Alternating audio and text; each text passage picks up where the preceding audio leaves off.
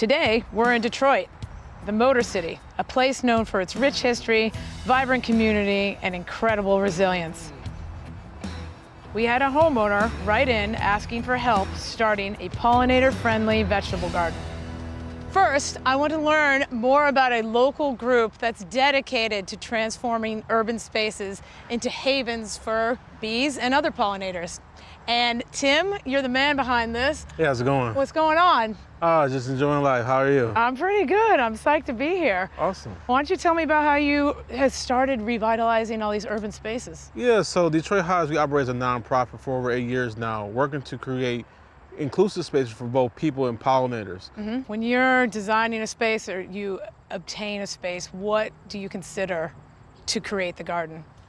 Great question. I think what we want to consider is a space designed for both people and pollinators. Yeah. So I think the best thing is to create a diverse environment. Different type of flowers that are blooming through the spring, summer, fall, and winter. So throughout the season. Absolutely. Yep. This creates biodiversity and inclusion, great for native bees and pollinators, something to feast on all summer long. Right. I love all the combinations of plants and the diversity that it invites. I mean, right now I see a monarch over on the milkweed. The bees are everywhere. It's a great selection of plants. So how does Detroit play a role in supporting bees? I'm glad that you asked. So Detroit has been dubbed the Motor City for over a century, Right. But Detroit is more than the Motor City. As of February of 2024, Detroit is now a bee city. Absolutely, I That's know, awesome. right? Turn Fantastic. up. So with Detroit now being a bee city, we're now supporting Michigan's 465 native bee species. This particular land that we're standing on right now was donated to our organization. From there, we've been able to form a community partnership with the city of Detroit and buying back more vacant lots right here in our city. And then it helps with everyone's vegetable gardens, the food sources. Absolutely. In a way, pollinators help create a triple bottom line solution in place of the vacant lots. They create a social, environmental, and financial impact, opportunities for civic engagement, opportunities to support our conservation, and then lastly, financial by supporting farmers through cross-pollination services. All right, Tim, thank you for educating me on your nonprofit organization. You're doing a wonderful job educating the public and bringing the community together. Thank you. We love it. All right. Be well. All right. Take care.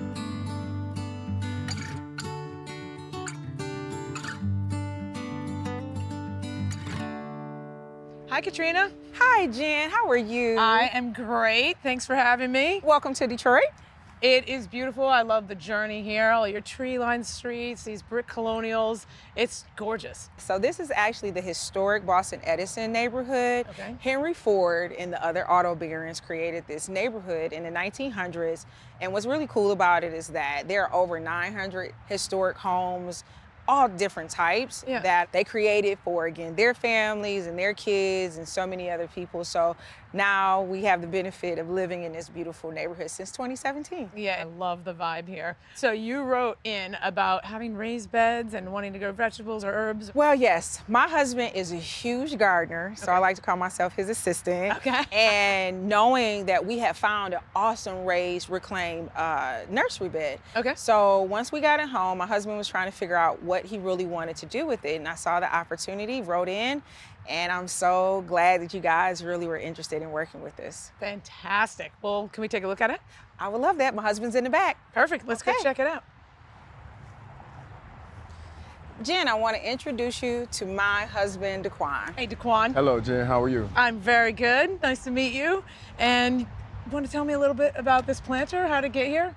It's reclaimed, raised bin, and I really like it. You know, we come from Tillian, so you don't have to bend over and break your back anymore. That's a very good point. The whole back breaking thing. I mean, I like how it's assembled, and it's great. You already have drainage rock in here. This is a really lightweight rock, and it's coated all over the bottom so the water could just go through. And then I see all the drainage pipes below. This whole thing drains this way and it'll go straight back into the ground. Okay. So I brought a few plants if you guys want to check them out. Sounds good. Okay. All right. This is the display I wanted to show you, and I'm just gonna run through them, okay? Okay. Starting with the basil, there's 4 different varieties. This purple one is called amethyst basil. Beautiful, it gets about like 12 to 18 inches. This one is a bush basil, and they're all gonna have different flavors, right? So you can mix them with food, you can mix them in drinks and like a cocktail or something. So that's bush basil. This one's blue spice basil. It's gonna stay tiny, small leaves, so maybe we put that closer to the edge. And this one is called lettuce leaf basil. These leaves get pretty big, and some people can use it as a sandwich. Instead of using like a pita or something, you could wrap your chicken sandwich or whatever you want to put in it and just use that as instead of bread. So that's kind of cool, right? Yeah, that's really different. cool. So that's a variety of basil, and then we have lavender for aromatics, and some people like to use it as tea or use it as something soothing. Over here we have some Anaheim peppers. He's a pepper guy, so that's going to go great. Flowers, they're already flowering, the peppers are coming. And then we have oregano. Yes, my favorite. Your favorite? Yes. Good. I like the different texture. And lemongrass. Do you guys like lemongrass? Love lemongrass. Love. How do you use it? Cooking and in teas. Okay. My husband loves to grill, so we're able to use it on chicken. Ooh, and tasty. Drying it out. Okay. Just a few other, really cool ways that we had no idea how much you could use it. Yeah. And it smells great. It's a beautiful smell. So that is a keeper for sure. And then for the pollinators, just to attract some other pollinators in, nice little landing pad on these zinnias, and these are pentas, just a little pop of color in there. Okay. What are these guys? Oh, I almost forgot. These are called nasturtiums. These are the nasturtium seeds. A nasturtium is an edible flower, like you would see it at a restaurant at the corner of a dish, like that bright, like orange or yellow flower. So it's these seeds that will sow directly into the soil. But before that, we're gonna just put it in a cup of water. And then, so this will help them swell a little bit, and then we'll just pop them right in the soil.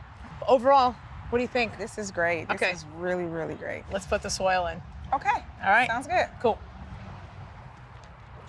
Another benefit of having a raised bed is the soil. You get to pick a nice organic soil, a good growing mix that you can put in here, and then it's not contaminated. If you grow in contaminated soil, anything you grow and eat from there, then you get those contaminants in. All right, so I just want to keep the soil level like 1.5 inches below-ish. So when there's a heavy rain, it's not gonna just it'll give it a chance to drain and not spill over. Yeah. We're gonna split this into 2 plants. So that means we'll have 4 lemongrass. That's perfect. That's awesome. So you want maybe, me to put it? Oh, it smells so good. I know. You want Should me we to put it, alternate lemongrass this, lemongrass across the center? Let's do it. All right. When planting the garden bed, I place the taller plants in the center and the shorter plants along the edge to ensure they get plenty of sunlight. And then these are so small, we could kind of plant some together. Okay. Yeah. And then what else do we want? More basil in there. Another pepper. This looks so good already, look. I'm liking our layout.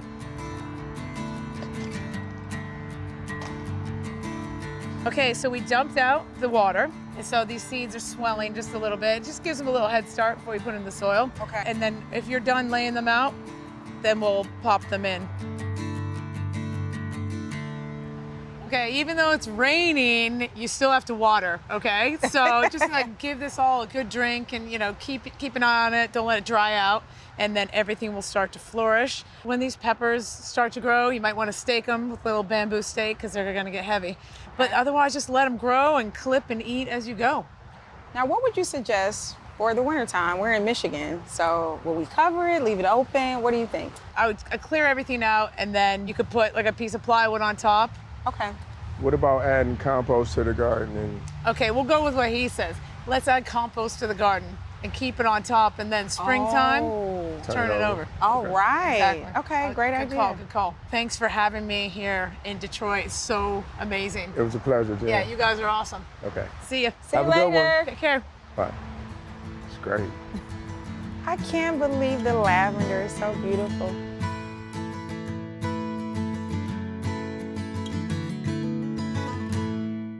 Thanks for watching. This Old House has got a video for just about every home improvement project, so be sure to check out the others. And if you like what you see, click on the subscribe button to make sure that you get our newest videos right in your feed.